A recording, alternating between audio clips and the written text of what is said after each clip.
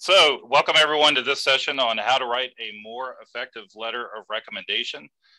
Chris and I are happy to present this today.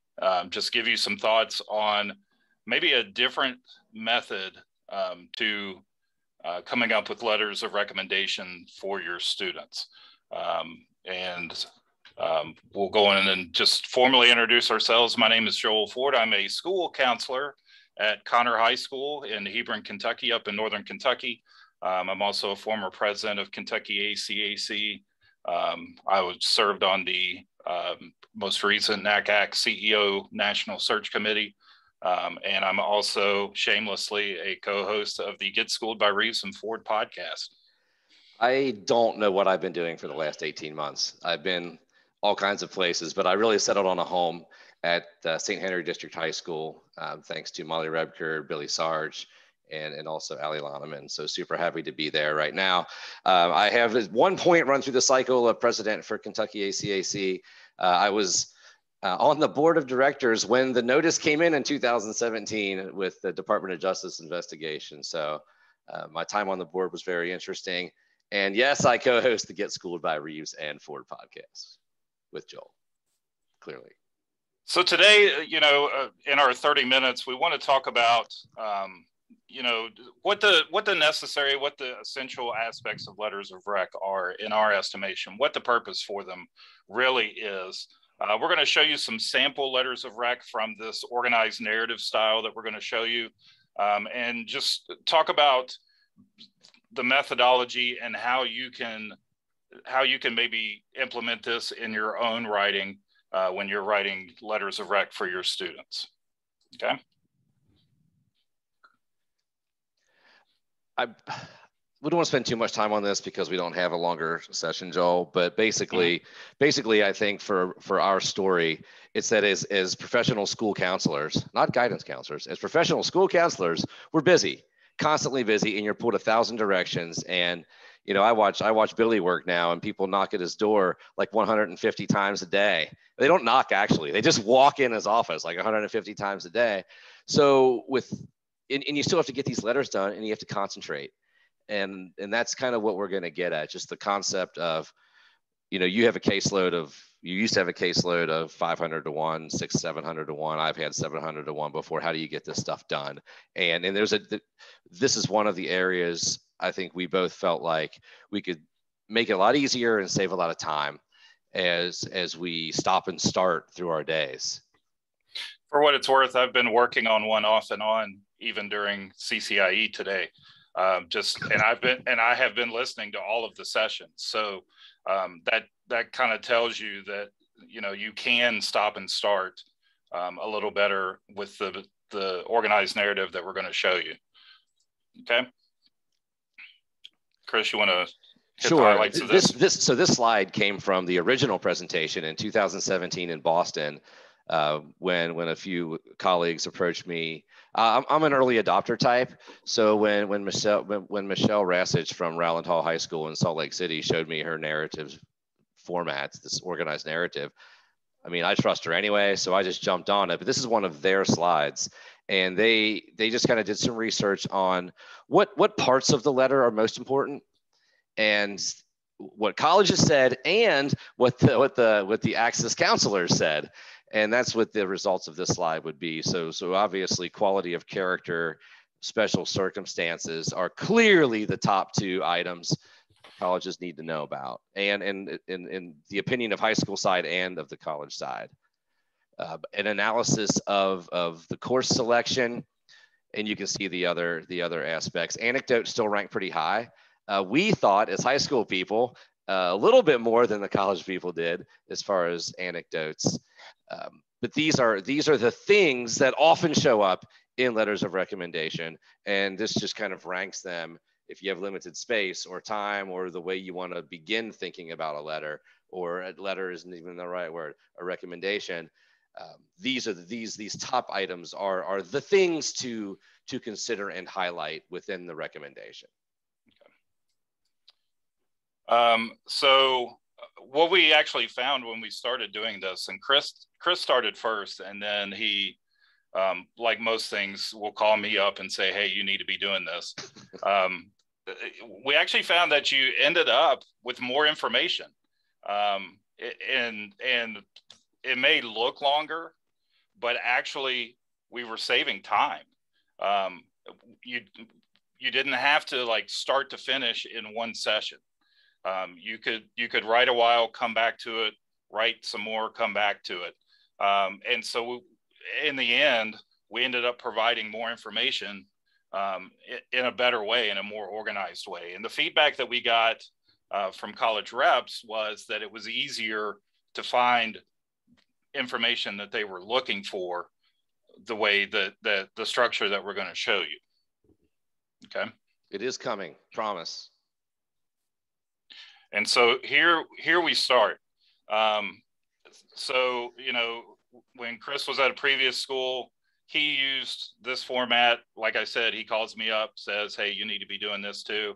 And so, you know, you could adapt this. This isn't the be all end all. This is the way you have to do it. But we kind of try to divide it up into 4 areas. Distinctive qualities, academic history, activities, interests, and areas of impact, and student self-reflection. And you notice the first and the last are going to be structured more as a narrative, more as a traditional writing sample, where the middle 2 sections are going to be more bulleted items that we need to make sure that we point out to the reviewers. I think in the beginning of this style coming around, it was originally called bullet point letters, bullet points. And that's where Trevor Russert, one of the guys, he lives in South Korea, and he's a great counselor, and he kind of introduced some of this. He came up with organized narrative because it's not just bullet pointed. I think there has to be a little bit more substance to that. And that's where the narratives come in. I think what you eliminate in this is even the first sentence of a letter. It is my pleasure to introduce you to my favorite senior. You can kind of skip all the lettery stuff and skip the transitions and get into simply sections and work on it that way. But we'll go through each section and the types of things we feel should be in those sections. Okay.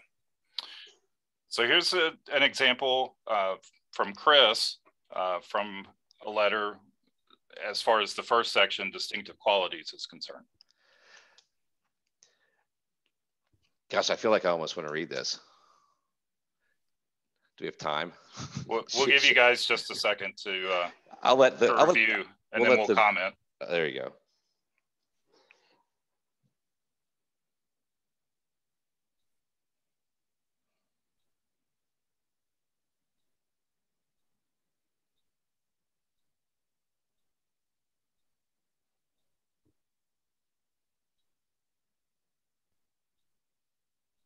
Okay, Chris, comment. I don't care how formal I am. Like, I don't think it matters. And if the college folks can step up and say, Reeves, you need to write a little better. I feel like it's just something personal. I want to be myself in my writing. I want my tone to show up in the writing. And I'm not trying to impress anyone. I'm not trying to go back to in my English major years. I just want to highlight my personal experience. So the distinctive qualities area for me is, if I have a good story, then I'm going to tell a good story, and it's not going to be long. This particular student just had, what I said is true. Her dependability was legendary. She's the person. You all have that senior in your senior class. If you need something done, you go to that person. And I just wanted to paint a small picture of what she really is, and do it in a short little narrative paragraph format. And this would end up in a traditional letter.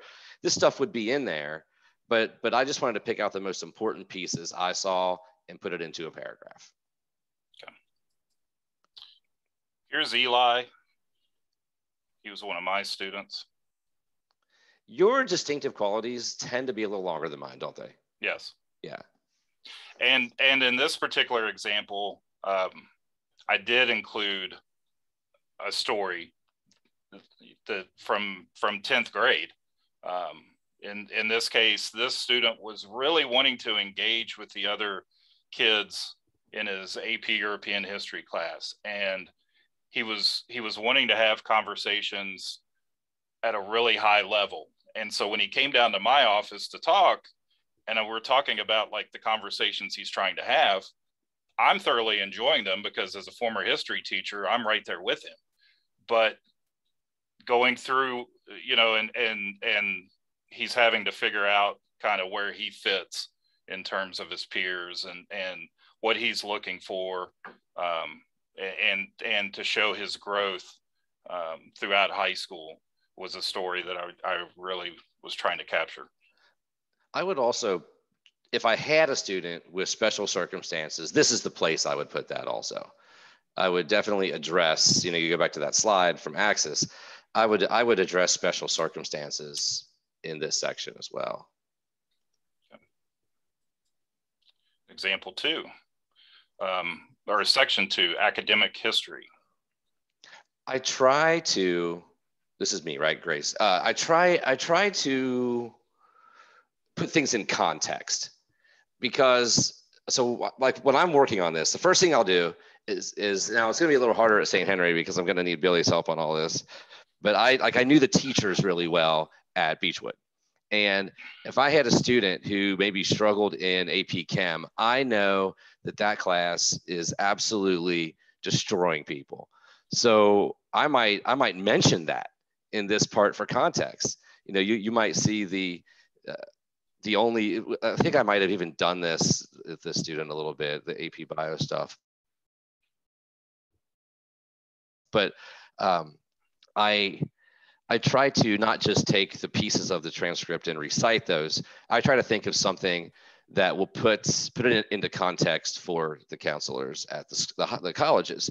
For example, and I didn't always do the exact data on this, but I would know if a kid had every AP science class we offered, I might make a comment like, this student is one or two of 100 and something students who has had every AP science class, just to show the college counselor that is a unique thing this student did that they might not be able to otherwise figure out from reading the transcript. They might look at that and say, this is a strong transcript, this student kicks butt.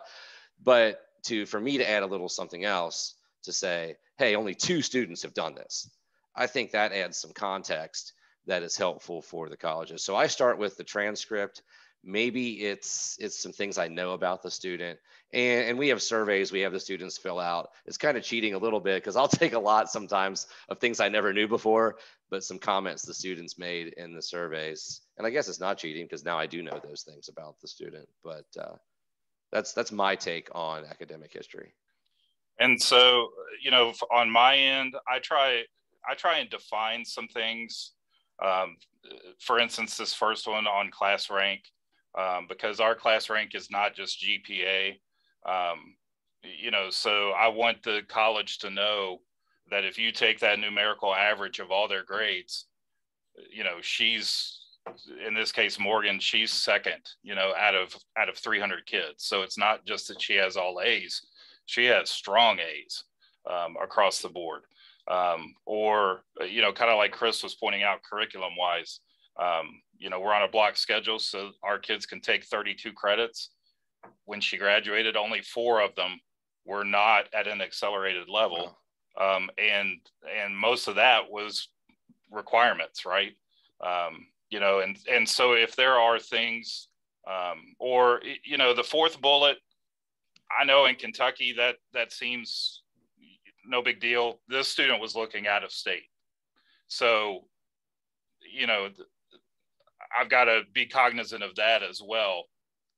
Who knows what about things that we're mentioning, I think quantifying things in this section is really helpful for me. Yeah. And I think to put it in context, I was talking, the final presenter I haven't mentioned was John McLaughlin from Penn. And he said, they're reviewing applications pretty quickly. Obviously, most people have to do that and they get a lot.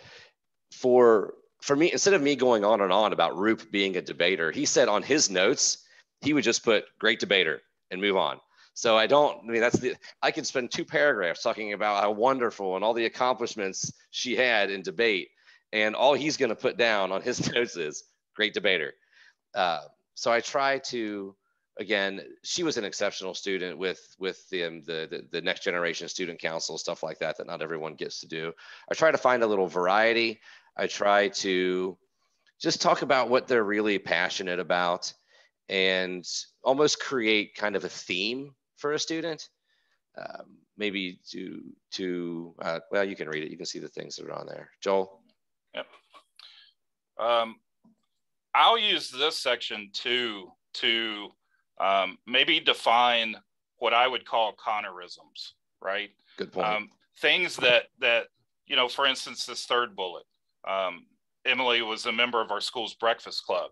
Okay, well, I know that it's not the great 1980s movie sitting in the library. I know what Connor's breakfast club means, but somebody else may need to know what they actually do, or men and women of Connor, you know, things that are specific to our school, but I need to define because the student may not have had space in their application to define, or things that I think are go beyond just like, you know, she's a member of this. All right, but what is she actually doing that makes her stand out from other students? I think it's more effective sometimes when you brag a little bit about that or explain a little bit deeper than the student. I thought of one thing in the earlier section for academics as well. It's also the place we as counselors can explain something that's an anomaly, a low grade, a blip on the radar, and it gives us a chance when a student doesn't really want to talk about something really personal that happened in their life that was difficult or whatever the situation was. That is also an area where we are able to do that for them.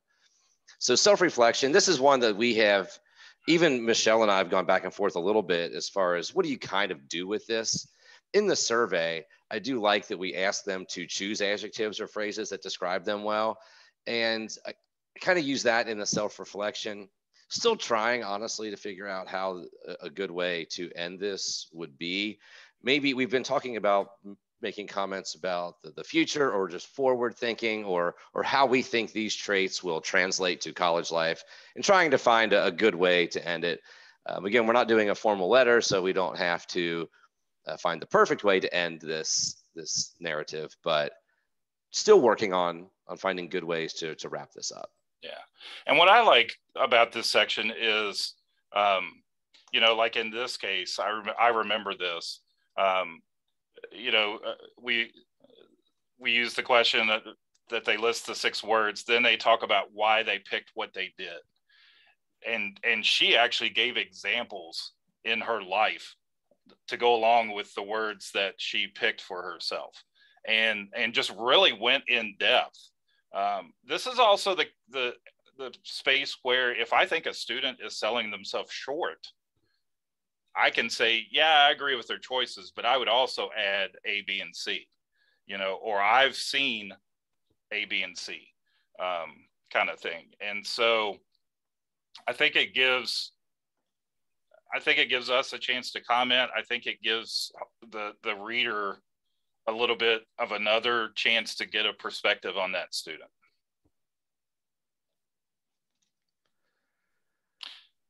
Now, you know, on here, what doesn't work, what does work, the form letters, and you may be saying, well, you're using a particular format. Yeah, you're right. However, we start with 4 headers, and that's what every letter starts with. So if you call that a form letter, well, then you've got us. But I would just call that just the general guide and format that we're starting with. I think as we talked, we covered all of the what does work as far as providing context and all of that. Let's see.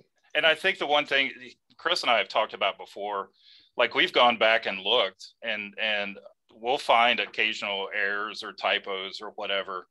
And, you know, your first instinct may be like, oh, geez, I messed up. But really, I think in an organized narrative, because we're providing so much good information in a good format, I don't really know that. I mean, one, we're human, but we don't have to be perfect. We don't have to be. You don't have to feel like it's got to be perfect, right? It's just got to be genuine. Definitely. So there's some comments on the impressions of it. People we've talked to, this was, to be completely transparent, this was Michelle's research a while ago. She reached out to all kinds of colleges she has students often apply to. I was on one of those sessions last week where it's 5 colleges that my kids can't get into, talking about all the things they ask for. All joking aside, they were actually referring to this type of letter and saying how much they enjoyed this. And this was just a week or so ago. They like to, if let's say they need just go back and like review the academics. They don't have to search through a whole letter to discover a little bit more about the students' academics, or they want to get into their extracurriculars and activities. Boom, they can go right to it. I like the comment from Notre Dame. Like, even if it goes on to 2 pages, I'm guilty of that. Mine are always 1.5 pages to 2 pages. But it doesn't, when I write it, it doesn't feel like I've written 2 pages. And I don't think it reads that way either. When I just go back and review it. I don't think so. These letters are also, this format is also not letters. Quit saying that, Chris. This format is really good for people who you don't have a lot to say about. Let's put it that way. And there are times where if I can have a short paragraph in the beginning, 2 bullet points under their transcript just to analyze a little bit, and 2 bullet points in the next area and a little conclusion. I do have some that only end up 1 page, and there's a lot of white space there, but it's kind of nice. I think that looks better than a 1/2 page letter, or just adding a bunch of platitudes that really aren't true or don't make sense. Yeah. There were a couple of questions. Joel, anything else you're thinking of right now? Yeah, I'm just going to put up our contact information, both telephone and email. Obviously, email is going to be a easier way for us to answer questions or send examples or whatever. But yeah, I think we're good for questions. All right, I'm going to start throwing some things in the chat, because I have 3 entire samples that I wanted to share. And I made sure my Google stuff was open to anyone who had the link. Chris, I just want to mention that's to hosts and panelists. You need to change that to everyone. Oh, sorry. Oh, thank you. Of course. And then I have most of the questions are just asking for either copies of the slides. One person asked if you would share the survey that you used with your students. Yes, I saw that. I wrote that note down. I'm going to do these 3 samples, and then I'm going to find the survey. And attendees, I suggest reaching out to them both at their emails. I'm sure they'd be happy to supply you with whatever you would need. Okay. I also have another question here for you. They ask, in the format, do you actually use bullets for the academic history and activities? So the examples you saw were actual cutout sections of letters from kids we've had in the past. So what you saw on the screen is the way it looks on the letter itself. Bullets and everything. Great, thank you very much. If anyone has any further questions, they can type that in the Q&A. And also a shout out to the anonymous attendee who thanked us for not saying guidance counselor.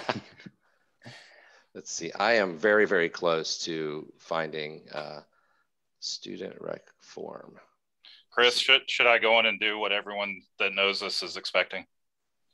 Yeah, while I'm doing this, you should do that. It's exciting. Okay, so for those of you, most of you know, but one of the things we mentioned at the beginning was that we are podcast co-hosts.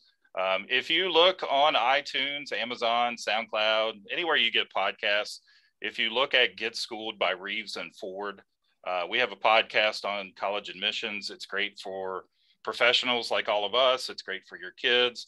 Ironically, our next episode is going to be a return to looking at test optional admissions. We looked at it before COVID, and now we're going to look at it during and after COVID. If you're out walking the dog, or a long drive, or you need help going to sleep at night and you want to listen to the soothing sounds of two bald guys talking about college admissions, we would strongly encourage you to look us up and check us out. Let's see. Good job, Joel. I have shared my 3 samples that I've saved, and I just changed the names, that sort of thing. And I also just put, please make a copy. I made a copy of it, shared the copy, but just in case I didn't want to ruin my own thing, my own file. But this is the survey we send students, and it's a little old school, but it works for us, and it's fine in my opinion. It just helps gain a little deeper information on students. And a little more personal information as well.